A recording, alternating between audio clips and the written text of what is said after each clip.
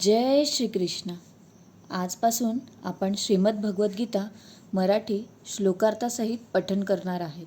सर्वप्रथम आपण श्री भगवान विष्णूंना वंदन करून गीतेस सुरुवात करूयात. शांताकारं भुजगशयनं पद्मनाभं सुरेशं विश्वधार गगनसदृश्य मेघवर्णं शुभानं लक्ष्मीकान्तं कमलनयनं योगिभिन्दारनम्यं वंदे विष्णू भवभयहर सर्वलोकैकनाथम. श्री लक्ष्मीपती कमलनयन भगवान विष्णूंना मी वंदन करते. त्यांचे रूप अतिशय सुंदर शांत आहे.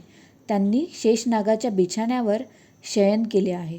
त्यांच्या नाभीमध्ये कमळ आहे. ते देवांचे ईश्वर असून विश्वाचे आधार आहेत.